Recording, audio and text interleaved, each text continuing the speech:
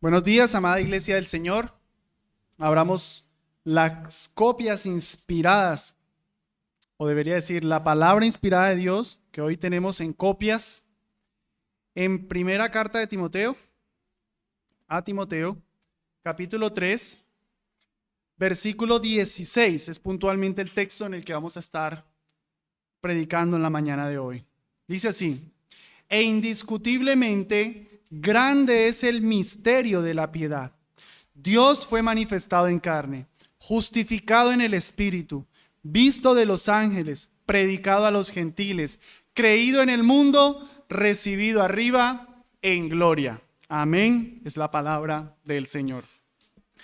Desde el versículo 14, Pablo dice: esto te escribo. El apóstol Pablo le está escribiendo a Timoteo para que él sepa cómo conducirse en la casa de Dios.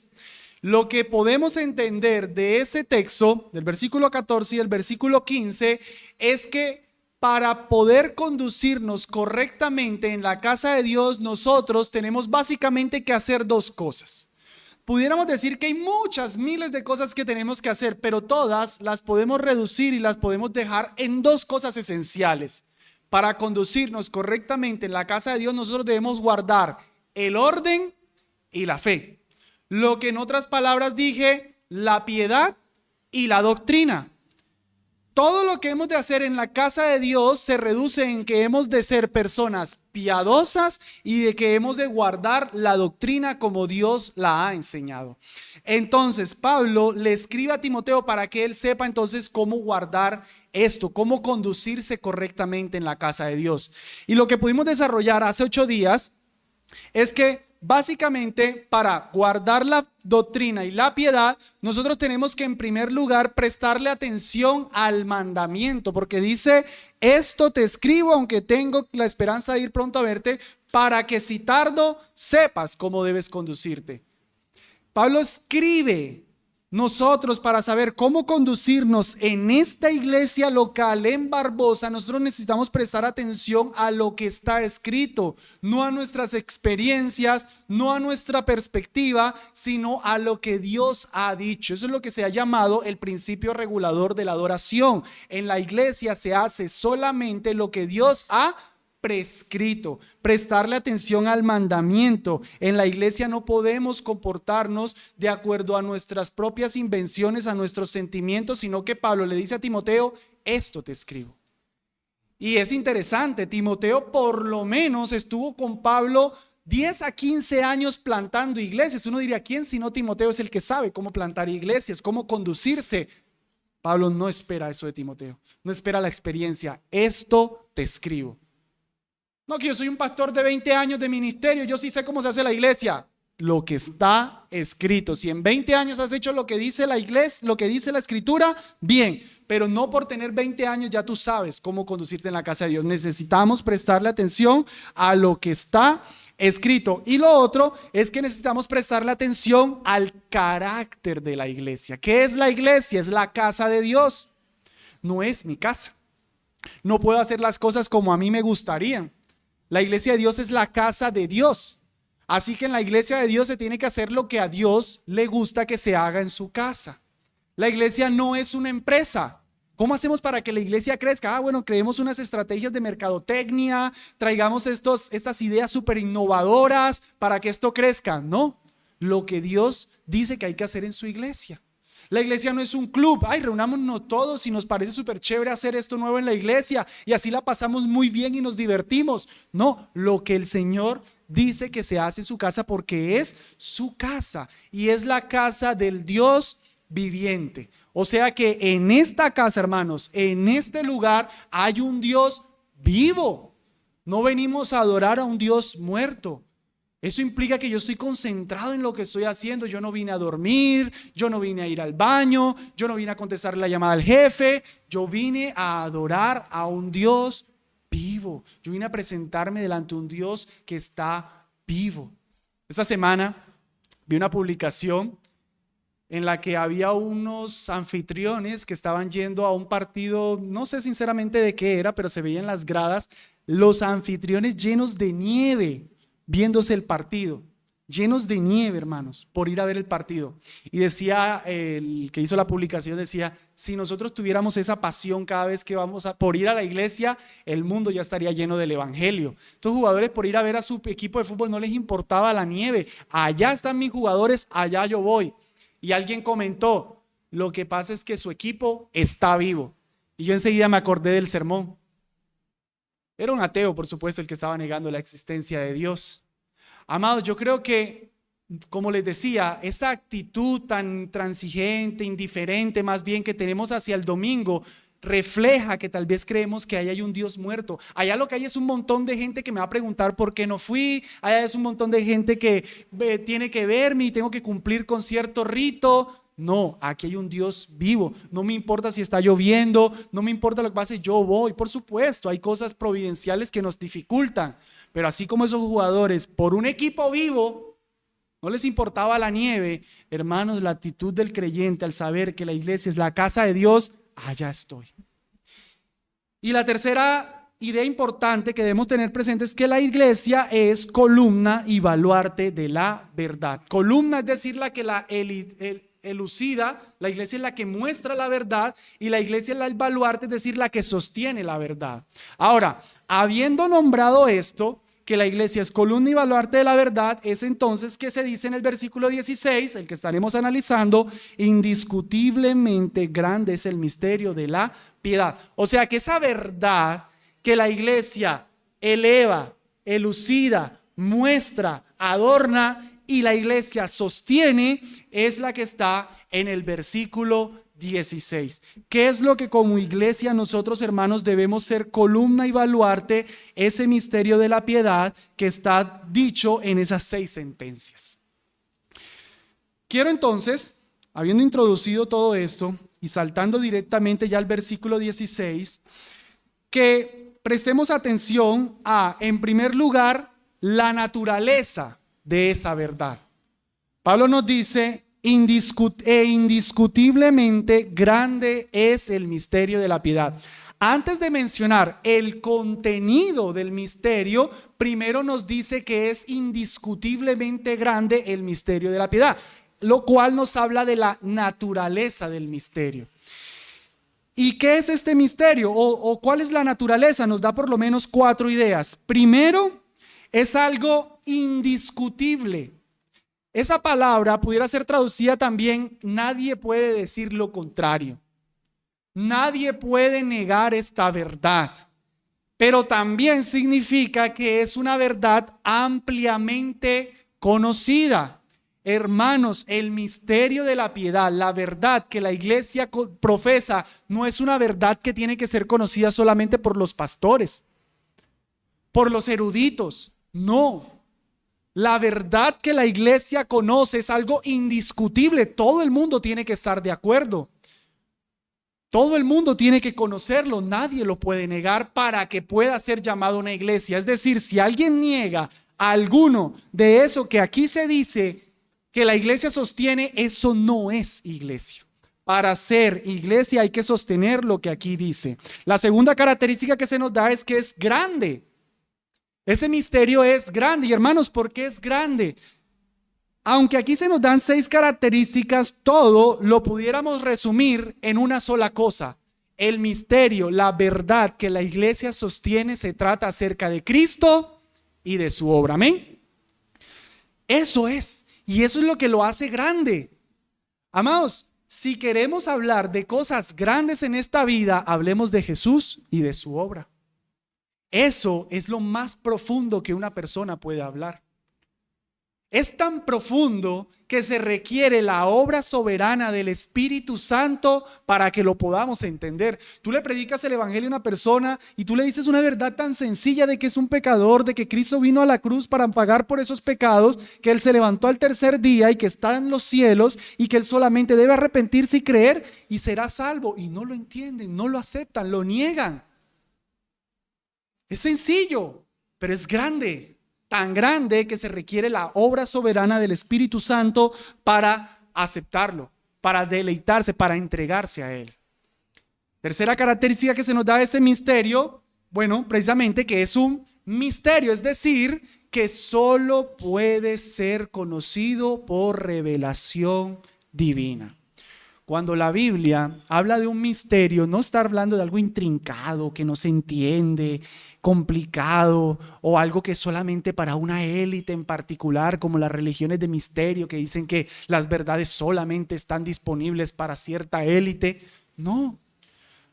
Cuando la Biblia utiliza la palabra misterio, la utiliza para decir que algo puede ser conocido solamente porque Dios lo revele. Si no revela a Dios esta verdad, no la podemos conocer. Y en último lugar, la cuarta característica que se nos da es que este misterio o esta verdad conlleva a la piedad. Dice, e indiscutiblemente grande es el misterio de la piedad. Yo hubiese preferido, en mi propia preferencia, me parecería más congruente que si dice la iglesia es columna y baluarte de la verdad, luego dijera, este es el misterio de la verdad, porque a continuación empieza a hablar de cosas que son verdad. Pero le llama misterio de la piedad. Y entendemos que la piedad tiene que ver con la vida práctica en adoración a Dios. Entonces, porque si habla de misterio de la piedad, luego menciona doctrina. Porque, hermanos, la doctrina está estrechamente relacionada con la piedad. Si yo tengo una buena doctrina, se supone yo debo tener una vida piadosa. Y para tener una vida piadosa, yo tengo que tener una buena doctrina. Nosotros no podemos decir, que yo soy de los cristianos de buena doctrina. Aquellos son los cristianos de piedad. No. Todos los cristianos que dicen ser de doctrina tienen que ser de piedad. Si no son piadosos, simplemente tienen unos conceptos en la mente que no han entendido bien. Porque la doctrina lleva a la piedad. Entonces Pablo menciona misterio de la piedad y empieza a hablar de doctrina. En Tito capítulo 2 lo hace al revés. Menciona doctrina y después pasa a hablar de piedad. Allá él dice, enseña lo que está de acuerdo a la sana doctrina. Y uno diría, ok, nos va a empezar a hablar aquí de la Trinidad, de la elección, de la predestinación. Y Pablo empieza que los ancianos sean sobrios, que las ancianas sean maestras del bien, que las mujeres aprendan a amar a sus maridos, que los jóvenes sean prudentes, que los siervos obedezcan a sus amos. Y uno decía, Pablo, no ibas a hablar de doctrina, pues, de lo que estaba de acuerdo a la sana doctrina.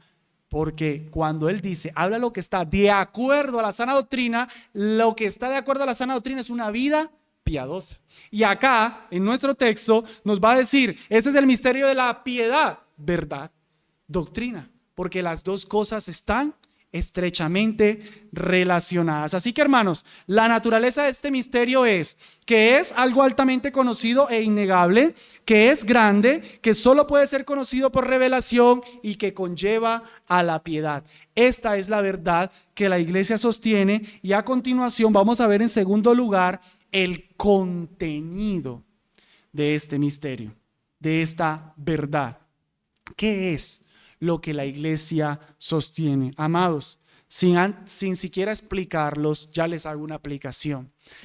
Si la Biblia nos está diciendo que esto es la verdad que la iglesia sostiene y anuncia, entonces 1 Timoteo 3:16 es un versículo que yo por lo menos debería memorizar, por lo menos. Así no al pie de la letra, pero recuerdo que ahí dice que Dios fue manifestado en carne, dice algo que fue visto de los ángeles, ahí dice que Él está exaltado en gloria, ahí me habla de la obra de Cristo. ¿Quieren un versículo para memorizar, hermanos? Memoricen 1 Timoteo 3:16. Pero les digo que por lo menos, porque no es todo, es entender de qué se trata 1 Timoteo 3:16. Saber qué es lo que aquí se dice, porque eso es lo que hace que una iglesia sea iglesia. Si una iglesia no cree 1 Timoteo 3:16, hermanos, llámenle club, llámenle empresa, llámenle lo que sea, pero casa de Dios no es, porque la casa de Dios sostiene esta verdad. Y como ya les dije, es esencialmente la verdad de Cristo y de su obra. De hecho, si no pueden memorizar los 6, por lo menos memoricen uno. ¿De qué trata 1 Timoteo 3:16 y cuál es la verdad que como iglesia sostenemos? Que la obra de Cristo, Cristo y su obra. Yo debo ser capaz, hermanos. Todos debemos ser capaces de articular el evangelio. Todos. Cuando un creyente dice, no, es que yo no sé cómo compartir el evangelio, yo le diría, entonces, ¿tú qué creíste? Porque para creer en el evangelio yo necesité entender algo. Bueno, eso que entendiste, compártelo. Sí, es verdad, hay otros que tienen una capacidad mayor, tanto de oratoria como de versículos, argumentativa y demás. Sí, no se niega eso, pero todo creyente debe ser capaz de explicar quién es Cristo y cuál es su obra. Noten que Pablo aquí, todas las sentencias que coloca, él no está diciendo, explica bien la relación que hay entre la predestinación y la elección, explica bien cómo es que se encaja la justificación con la fe, si es un acto federal o no.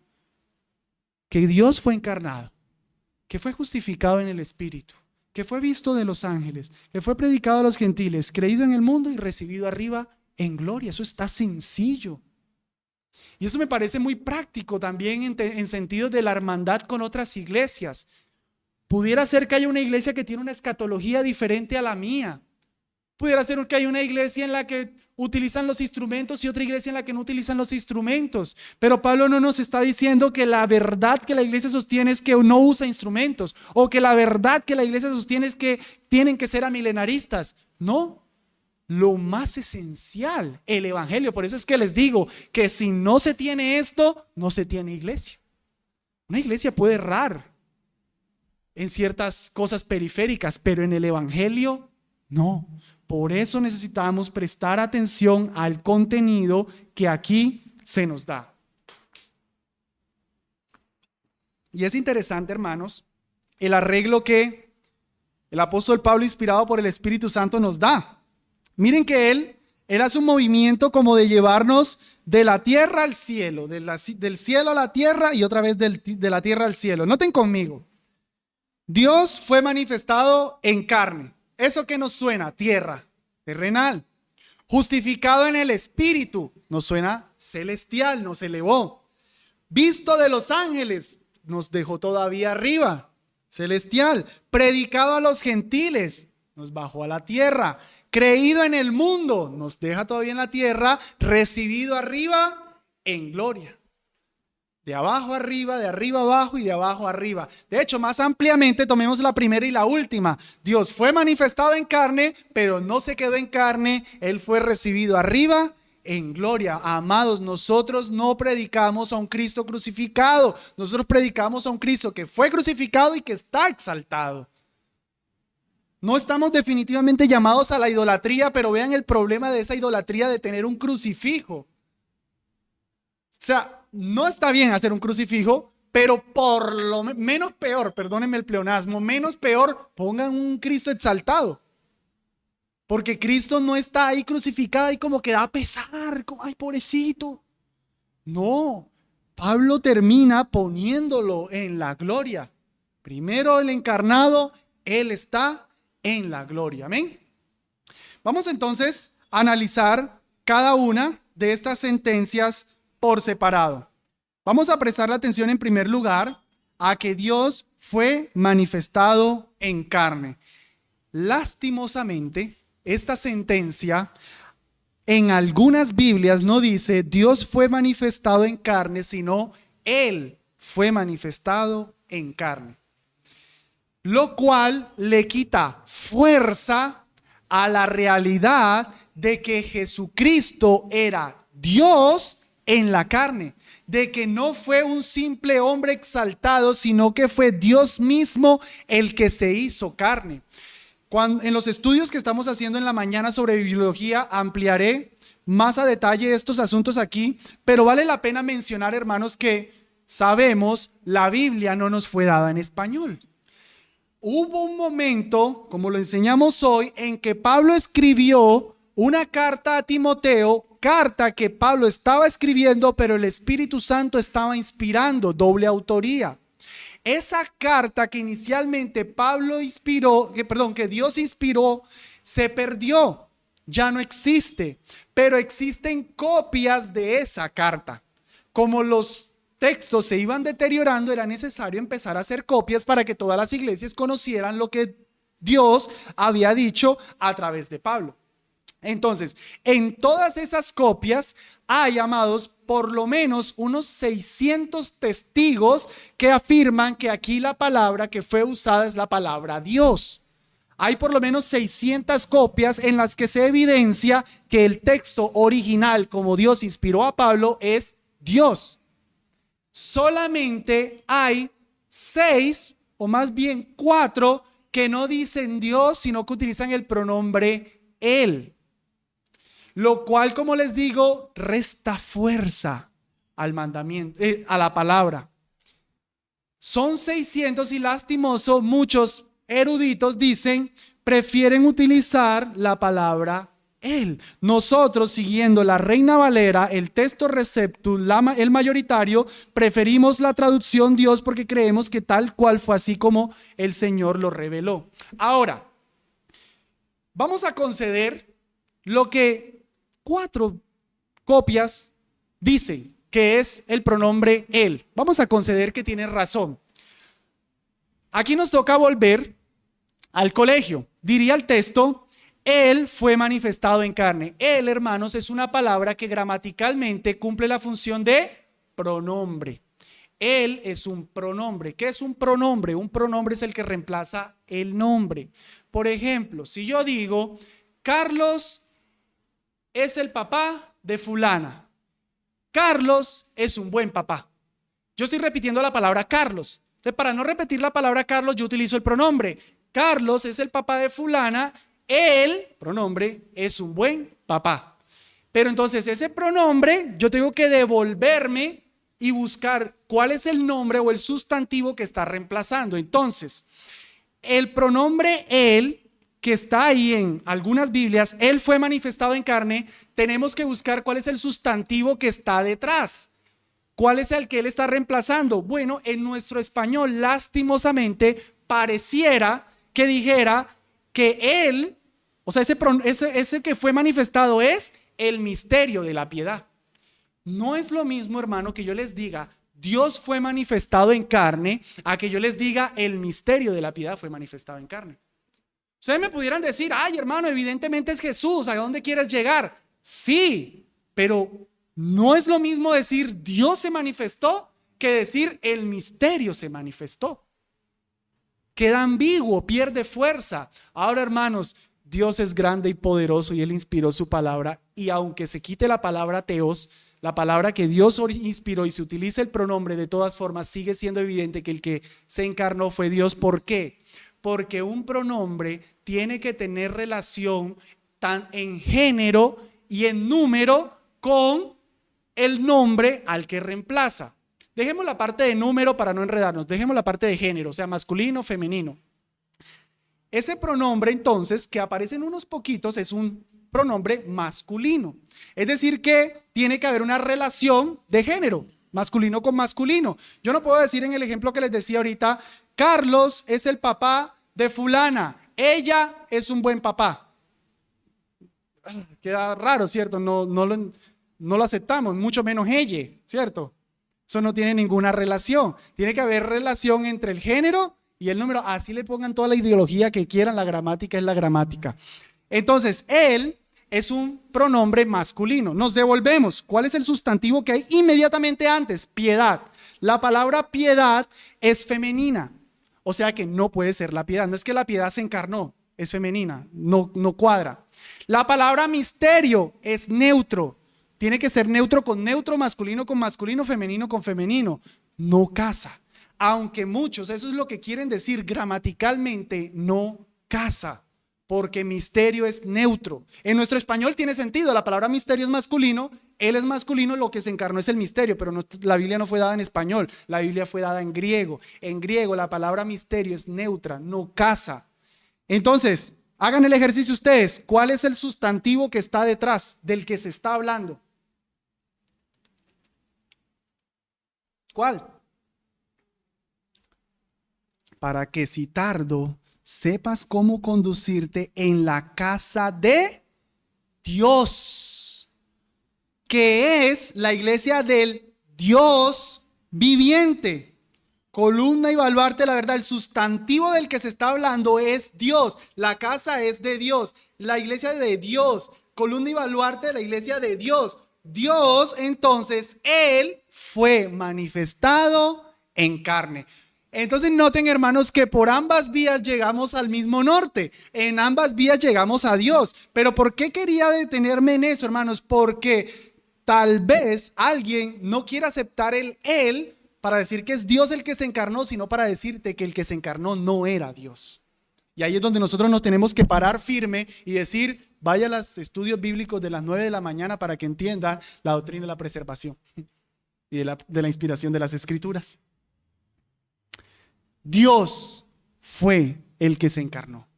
Jesucristo es Dios en la carne. La segunda persona de la Trinidad fue el que se encarnó, por supuesto, no el Padre, no el Espíritu Santo, sino Dios mismo, Dios, la segunda persona de la Trinidad. ¿Y por qué es importante eso, hermanos? ¿Por qué es importante que haya sido Dios el que se encarnó?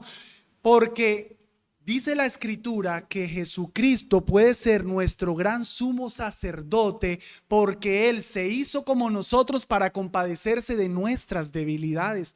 Yo me puedo acercar confiadamente al trono de la gracia y hallar gracia y misericordia para el oportuno socorro, como Hebreos 4, 14 y 15 me dice, porque Dios se hizo carne. Porque a Dios no le parece una cosa que esta criatura, ¿qué es lo que está pidiendo? ¿Qué es lo que está sufriendo? No, Dios sabe lo que nosotros vivimos. Y con esa confianza yo me puedo acercar de que mi Dios entiende por lo que yo estoy pasando. Es importante que Dios hubiese hecho carne para que nosotros incluso pudiéramos orar y Él entendiera nuestras debilidades. Y era importante que Dios se hiciera carne para poder morir por nuestros pecados, hermanos. Para hacer el pago por nuestros pecados. Quiero que me acompañen a Isaías capítulo 2. Vayan conmigo a Isaías capítulo 2 para apreciar esta preciosa verdad de que Dios se hizo carne para morir por nuestros pecados. Isaías capítulo 1 versículo 2 dice: Oíd cielos y escucha tu tierra, porque habla Jehová. Crié hijos y los engrandecí, y ellos se rebelaron contra mí. Voy a hacer énfasis en ciertas palabritas, por favor traten de seguirme en el énfasis. Se rebelaron contra mí. El buey conoce a su dueño y el asno al pesebre de su señor. Israel no entiende, mi pueblo no tiene conocimiento. Oh gente pecadora, pueblo cargado de maldad, generación de malignos, hijos depravados, dejaron a Jehová. Provocaron a ir al Santo de Israel, se volvieron atrás. ¿Por qué aún querréis ser castigados? ¿Por qué queréis ser castigados aún? Énfasis en castigado. ¿Todavía os rebelaréis? Toda cabeza está enferma, y todo corazón doliente, noten doliente. Desde la planta del pie hasta la cabeza no hay en él cosa sana, sino herida, hinchazón y podrida llaga. No están curadas, ni vendadas, ni suavizadas con aceite. Amados, ese es el mismo juicio que se puede hacer sobre todo pecador hoy día, el mismo. Pero acompáñenme entonces ahora a Isaías 53, famoso texto. Uno de los textos en el Antiguo Testamento que más explícitamente habla acerca de Jesús. Una de las profecías más evidentes de lo que Jesús vendría a ser. En el capítulo 2, Isaías nos está describiendo una situación de pecado en las personas que no tiene solución. De hecho, cuando él hablaba de la hinchazón, es porque en el contexto, hermanos, estaba sucediendo que Dios ve a Israel pecar. Cuando nosotros vemos a nuestros hijos pecar, nosotros los castigamos. Y el castigo normalmente hace que el muchacho deje la falta y se ande por camino correcto. Pero lo que estaba pasando con Israel es que ya ni el castigo servía. Ya Dios le estaba dando y dando y dando, que lo que se había hecho era una hinchazón. Castigo y castigo, y ese pueblo no entendía, no caminaba, no hay solución para su pecado. ¿Dónde está la solución? En Isaías 53, versículo 4. Ciertamente llevó él nuestras enfermedades y sufrió nuestros dolores. Ahorita decía que toda cabeza estaba enferma. Y nosotros le tuvimos por acetado, por herido de Dios y abatido, mas él herido fue por nuestras rebeliones. Ahorita dijo, ¿hasta cuándo os rebelaréis? Molido por nuestros pecados, el castigo de nuestra paz fue sobre él, y por su hinchazón, por su llaga, fuimos nosotros curados. Todos nosotros nos descarriamos como oveja, cada cual se apartó por su camino, mas Jehová cargó en él el pecado de todos nosotros. Amén. ¿Notan, hermanos? Hermanos, si Dios nos sigue castigando, no soluciona el problema. Hinchazón. La solución para nuestro pecado fue la hinchazón que se le hizo a Jesús. La llaga que Cristo sufrió por nuestros pecados es el que soluciona mi pecado. Jamás habrá satisfacción por el pecado si no es en Cristo Jesús. Él cargó el pecado de todos nosotros. Él fue el que lo sufrió. Si Cristo no sufre el pecado por nosotros, hermano, no soluciona Dios el problema que había en nosotros. Si le prestamos bien, ni siquiera el infierno realmente es una solución. Por algo el infierno es eterno. Por algo el infierno es eterno. El infierno es solución en cuanto a la justicia de Dios, en dar el debido castigo. Pero el infierno no nos limpia del pecado. Es más bien llevar la consecuencia de nuestro pecado eternamente. La justicia de Dios siendo satisfecha eternamente porque es un Dios eterno. Dios se hizo carne, hermanos, también o relacionado a esto para hacer el pago satisfactorio, porque tal vez se pudiera decir, bueno, hermano, yo puedo morir por mi hija, yo voy a morir por mis hijos, yo quiero entregarme, que yo sea castigado en el infierno eternamente y que mi hijo viva eternamente. No, porque tú eres un pecador. Dios tuvo que hacerse carne para hacer el sacrificio perfecto por los pecados. Porque nosotros no somos tan dignos para dar la debida satisfacción a Dios. Pero Dios vino y fue un hombre como nosotros para poderse parar delante del Padre y decir, Padre, todos ellos no valen nada, pero yo valgo eternamente. Yo me entrego por los que no valen nada.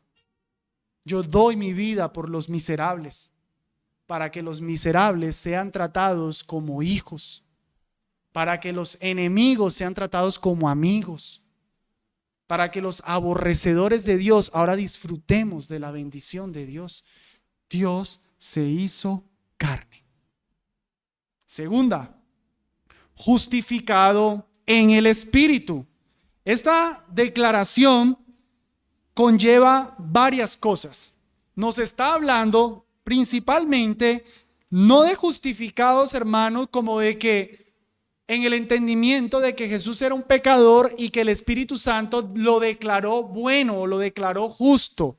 Eso es lo que nosotros entendemos de justificación para con nosotros. Somos pecadores y Dios nos justifica, es decir, nos declara justos. Pero la palabra justificación es también usada para hablar de vindicación.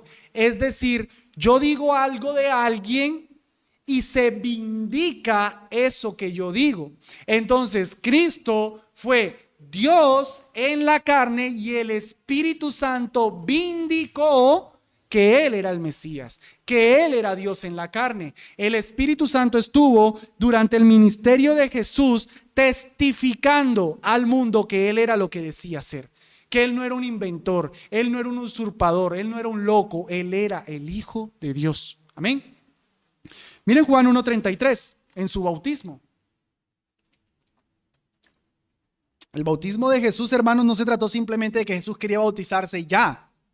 Dice Juan 1:33, y yo no le conocía, pero el que me envió a bautizar con agua, aquel me dijo, Juan el Bautista diciendo, sobre quien veas descender el Espíritu y permanece sobre él, ese es el que bautiza con el Espíritu Santo.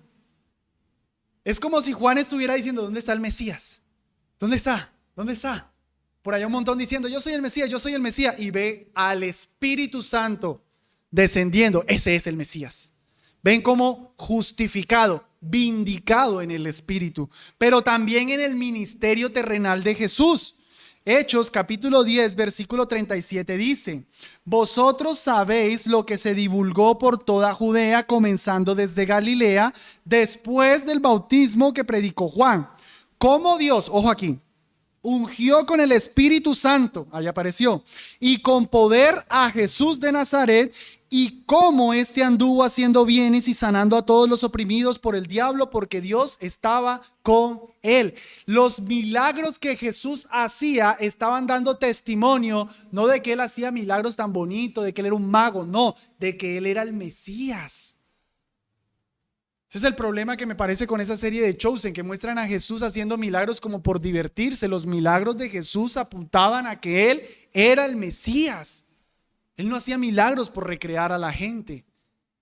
Aunque los apóstoles también hicieron milagros, en la vida de Jesús testificaban: yo soy el Hijo de Dios. De hecho, en Mateo 12:28 Jesús dice: pero si yo por el Espíritu de Dios echo fuera los demonios, ciertamente ha llegado a vosotros el reino de Dios. Cuando Jesús empezó a echar demonios fuera, él dice: hey, pendientes, Espíritu Santo me está vindicando, el reino ya llegó. El Espíritu Santo vindicando a Jesús. Y principalmente no, muy importante, hermanos, el Espíritu Santo vindicó a Jesús en la resurrección. El acto de la resurrección fue donde más se vio que Jesús era el que decía ser. Romanos 1, del 3 al 4 dice, hablando de Jesús, del Evangelio, acerca de su Hijo, nuestro Señor Jesucristo, que era del linaje de David según la carne, mírenlo, Dios encarnado, que fue declarado Hijo de Dios con poder según el Espíritu de Santidad, ¿por medio de qué? Por la resurrección de entre los muertos. Cuando Jesús se levantó de la tumba, hermanos, ahí quedó claro que Jesús era el que decía ser. Si hoy día llegara alguien diciendo que es el Mesías, concédanle el beneficio de la duda. Bueno, de pronto, déjenlo que se muera. Si en 3 días no se levanta, no era el Mesías. Concedámosle la duda. Bueno, dale, yo te voy a creer. Muérete y levántate en 3 días. Si haces eso, tú eres el Mesías. Amados, cuando Jesús se levantó, ahí se evidenció: soy el que decía ser. Y esta verdad nos está implicando la importancia de la vida de Jesús en la verdad que la iglesia proclama. Nosotros predicamos a un Cristo que en verdad era lo que Él decía ser, y un Cristo que vino a morir, a vivir en nuestro lugar. Porque, hermanos, si bien es medular en el Evangelio que Cristo murió por nuestros pecados, en el Evangelio es muy importante que Cristo vivió por nosotros. Porque Dios demanda que para entrar al cielo nosotros tenemos que cumplir toda su ley. La quebrantamos, merecemos muerte. Cristo vino y murió por nosotros, pero nosotros tenemos que ser justos para entrar al cielo. Ningún impío se va a acercar delante de Dios. Solo justos se acercarán a Dios. Entonces Cristo vino a vivir la vida perfecta para concedernos su justicia, para imputarnos su justicia. No se trata solo de que Él murió por nosotros, sino de que Él vivió en nuestro lugar. Miren, Romanos 4:25 dice: el cual, hablando de Jesús, fue entregado por nuestras transgresiones y resucitado para nuestra justificación. Jesús resucitó para nuestra justificación. Piensen en esto, les pregunto, medítenlo. ¿Es cierto que el sacrificio de Cristo pagó nuestros pecados? Pero si Cristo no se levantaba de la tumba, no éramos salvos. ¿Por qué? Lo que acabé de decir es verdad. La muerte de Cristo perdonó los pecados, pero si Cristo no se levanta de la tumba, no somos salvos. ¿Por qué?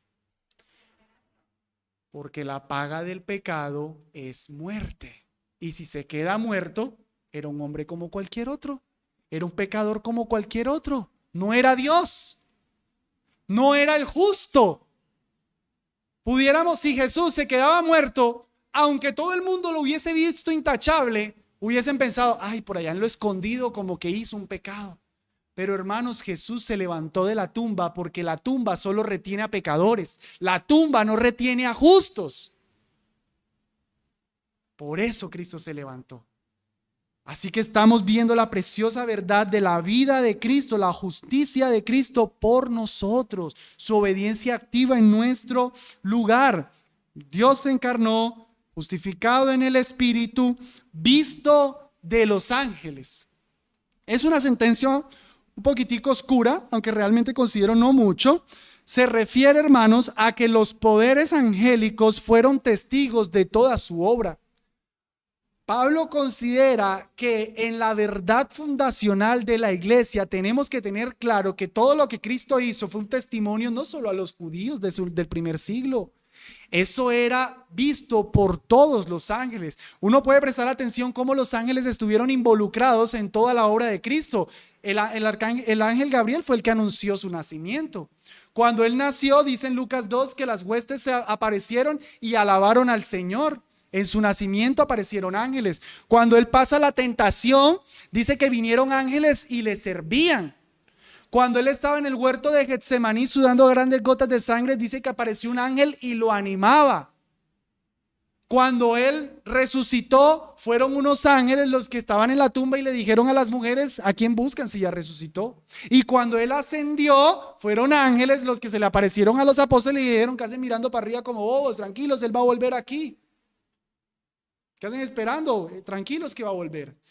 Ángeles siempre estuvieron involucrados en la obra del Señor, porque hermanos, la obra de Cristo Jesús es lo más grande, lo más trascendente que haya podido suceder. En ese momento los ángeles no tenían más nada que ver.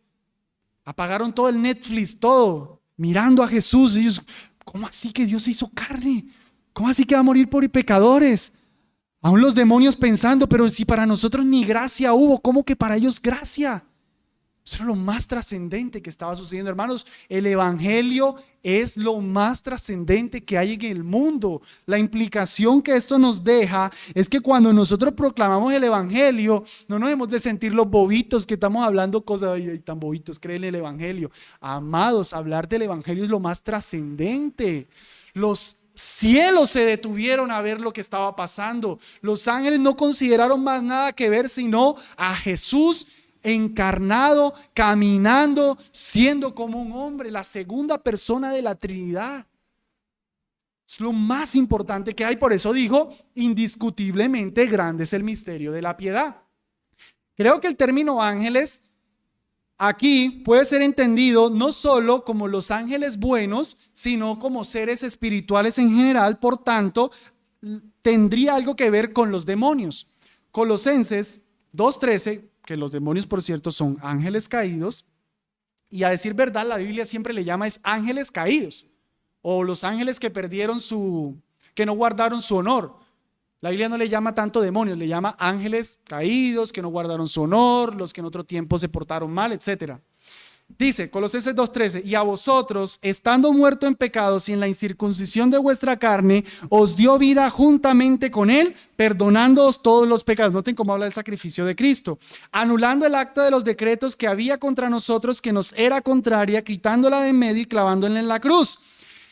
Y despojando a los principados y a las potestades, los exhibió públicamente, triunfando sobre ellos en la cruz. Amados, la cruz no fue que Cristo perdió. En la cruz, Él estaba diciéndole a Satanás, te pisoteé la cabeza. En la cruz, Él estaba poniendo como desnudos, es la idea, avergonzando a todos los jueces de maldad. Y diciéndole, su reino acabó. He hecho el pago. He venido a salvar. Nosotros no le tenemos miedo a los demonios. Nosotros no tenemos nada que arrebatarle a los demonios. Nuestra vida está en manos de este Dios poderoso. ¿Cuál que le arrebato mi vida a Satanás? ¿Cuál que le arrebato mis bendiciones a Satanás? Mis bendiciones están en las manos de Dios, del que fue visto por los ángeles, del que exhibió públicamente a los demonios. Este es mi Dios, este es mi Salvador. Cuarta, predicado a los gentiles. Entonces, Cristo Jesús, su obra, su vida, no fue algo que solamente lo vieron los ángeles, sino que es algo que se ha dado a conocer a todo el mundo. Es decir, que el evangelio se trata, hermanos, de un mensaje que es para toda criatura que ha vivido, vive y vivirá. Blancos y negros, chinos y occidentales, ricos y pobres, hombres y mujeres, para todos es el evangelio. Esa verdad en el primer siglo era muy importante porque para los judíos el mensaje era solo para ellos, para los judíos. Pero la verdad que la iglesia sostiene es que el evangelio no es para una raza, es para los gentiles, para todo el mundo. Como iglesia nosotros anunciamos el evangelio. Noten, hermanos, todo lo que está aquí contenido es fundamental en una iglesia que no está ahí con la verdad guardada. Que nadie venga a la iglesia para que no conozca lo que conocemos. No le hables a nadie de Jesús, solo nosotros. No, la verdad de la iglesia es columna, la anuncia, la muestra, la predica. Amados, una iglesia que no predica el evangelio está dejando una verdad fundamental de su doctrina. Una iglesia debe predicar el evangelio, no una organización. Porque se comete el error. Yo pudiera hacer la pregunta, ¿es esta iglesia una iglesia que anuncia el evangelio? Yo temo que tal vez alguno diría, no. Yo le pregunto, ¿por qué? Porque no tenemos ninguna organización que anuncie el evangelio. Porque no estamos con micrófono en la calle anunciando el evangelio. Amados, no es que la organización o anunciar el evangelio con micrófonos esté mal, pero cuando la Biblia habla de que la iglesia anuncia el evangelio, es que todos hablan del evangelio, no una organización.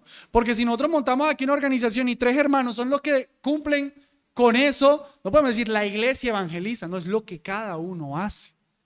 La iglesia no es el pastor, la organización, la agencia misionera, es la iglesia completa. Más bien se tira la pregunta es, ¿cómo estás tú, mi hermano, anunciando el evangelio?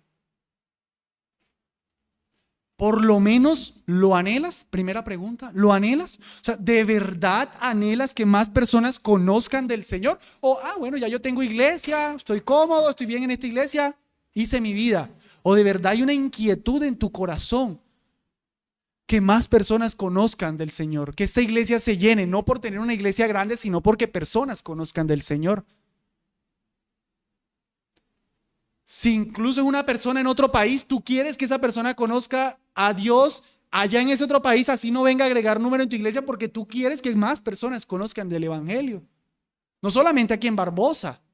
Cuando escuchas que alguien necesita de Dios, pero entiendes que no puede venir a tu iglesia, no, entonces no, porque yo lo quiero aquí en mi iglesia. No, tú quieres que conozca al Señor. ¿Anhelas por lo menos eso? ¿Lo oras? ¿Oras al Señor porque más personas conozcan? ¿Invitas? Por lo menos, yo siempre doy ese consejo, por lo menos invita. Si no tienes toda la oratoria y te sientes un poco temeroso, invita. Y ruega al Señor que en el culto la persona crea. Y más exactamente, predicas, lo hablas cuando tienes oportunidad. Buscas la oportunidad y compartes del evangelio. Oras por eso. Amados, es fundamental en la iglesia anunciar el evangelio. No es algo para nosotros solos. Dios dijo, por tanto, id y anunciad el evangelio a todas las naciones. Y la palabra por tanto id debe ser mejor traducida mientras vayan.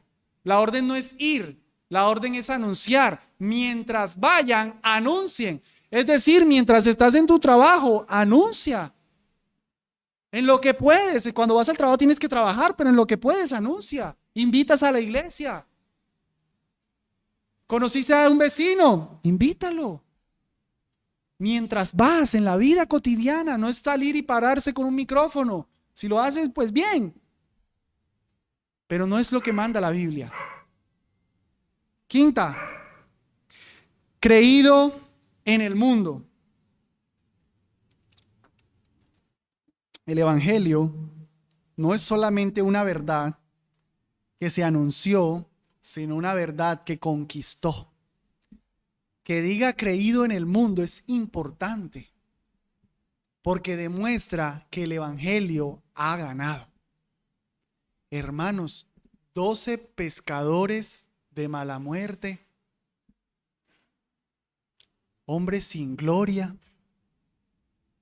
ninguno un poderoso, con un mensaje que le dice a las personas: eres pecador, hablando de un rey que murió. Eso es imposible que hubiese sido que lo hubiesen creído y que hubiese tenido tanto éxito. Pero hermanos, eso prueba el poder del Evangelio. Un mensaje tan sencillo, empezado a dar por unos hombres tan simples, ha llenado el mundo entero. El Evangelio ha sido creído en el mundo. Eso nos habla de la victoria que Cristo Jesús está teniendo. No somos una secta, hermanos. El cristianismo no es una secta. No somos la minoría ni siquiera. Sí es cierto, no son muchos, no son la mayoría los cristianos, pero hemos de pensar que son millones los que han creído. Eso me debe animar. Aunque yo vea en mi entorno, en mi trabajo y diga: caramba, de 100 empleados yo soy el único creyente, yo de todas formas he de pensar: este evangelio ha conquistado el mundo. Yo estoy junto con millones. Yo estoy en una verdad que millones han profesado. Eso incluso me da seguridad en este mensaje. No es una verdad que solo creemos los 50 que estamos aquí reunidos. Es una verdad que ha sido profesada por millones, que ha sido creída en el mundo entero. Eso me da seguridad, hermanos. Eso me habla de la victoria de Cristo. En 1 Corintios 15:24 dice: luego al fin, cuando entregue el reino a Dios y Padre, cuando haya suprimido todo dominio, toda autoridad y potencia, porque es preciso que Él reine hasta que haya puesto a todos sus enemigos por debajo de sus pies. Hoy, el anuncio del Evangelio es Cristo. Cada vez que alguien se humilla a Él, es poniendo a sus enemigos por debajo de sus pies. Es todos los enemigos rindiéndonos a Él. Y los que finalmente no se unieron a Él serán aplastados en el día final. Él está avanzando su reino. Él está llevando su reino de conquista. Importante, hermanos, en la verdad que la iglesia sostiene, que aquí dice creído en el mundo.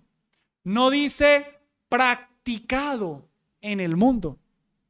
El evangelio no es un mensaje que nosotros andamos diciéndole a las personas: cumple esas normas, cumple estas normas y eres salvo. No, es un mensaje el que nosotros estamos diciendo: cree.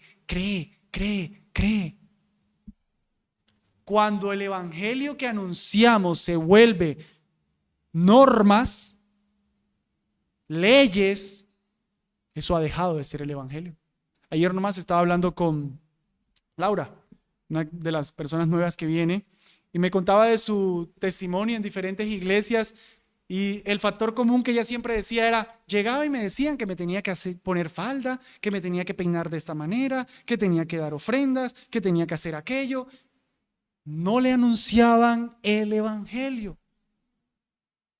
Cada vez, hermanos, que vemos un rostro nuevo aquí, predicar el evangelio, que la persona conozca del Señor. Ya después vienen las normas, las leyes, pero lo importante es que crea en el evangelio. Y finalmente, en último lugar, recibido arriba en gloria.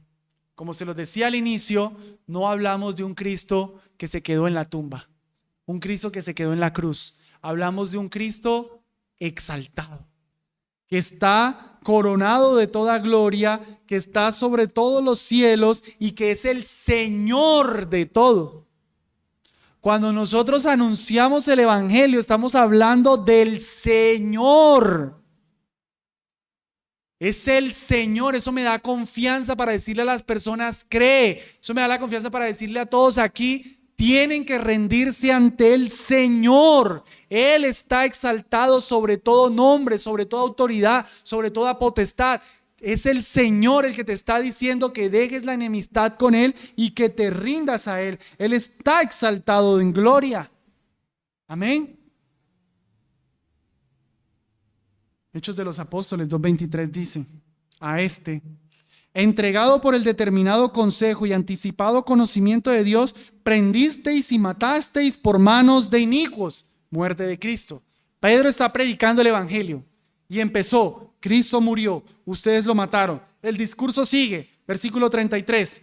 Así que exaltado por la diestra de Dios y habiendo recibido del Padre la promesa del Espíritu Santo, ha derramado esto que vosotros veis y oís, porque David no subió a los cielos por él mismo, porque David no subió a los cielos, pero él mismo dice, dijo el Señor a mi Señor, siéntate a mi diestra hasta que ponga a tus enemigos por estrado de tus pies. Sepa pues ciertísimamente toda la casa de Israel y aquí en Barbosa, que a este Jesús, a quien vosotros crucificasteis, Dios le ha hecho Señor y Cristo.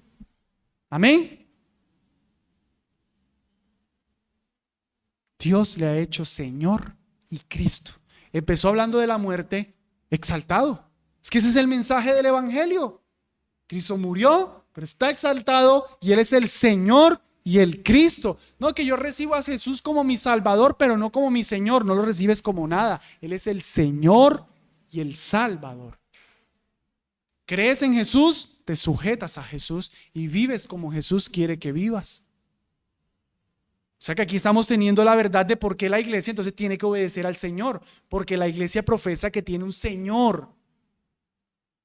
No somos una iglesia de gente que es salvada y ya. Gente que tiene un Señor y tiene que ser obedecido. Por eso la iglesia, en conformidad a la palabra de Cristo Jesús, hace que los miembros, la iglesia, los que han creído, obedezcan a ese Señor. Hermanos, noten cómo está involucrado todo en esta declaración.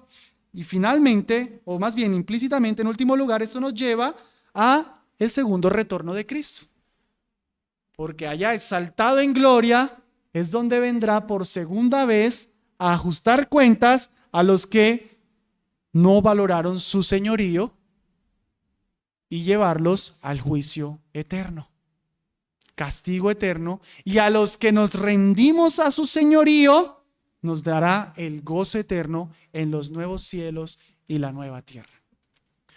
Este es el misterio de la piedad que toda iglesia tiene que sostener. Sencilla aplicación, mis hermanos, asegurémonos, por un lado como iglesia, de que guardamos esto, como cuerpo. Cuando vean, hermanos, que como cuerpo nos estamos desviando, toda la razón para amonestar, toda la razón para prender las alarmas. Pero como individuos, miembros en particular, asegurémonos de que creemos lo que aquí se dice. De que yo sé que es que Dios se encarnó, yo sé que es que fue justificado en el Espíritu, yo sé que fue visto de los ángeles, predicado a los gentiles, creído en el mundo, recibido arriba en gloria. Por lo menos memoriza ese versículo, mejor aún entiende lo que significa. Amén.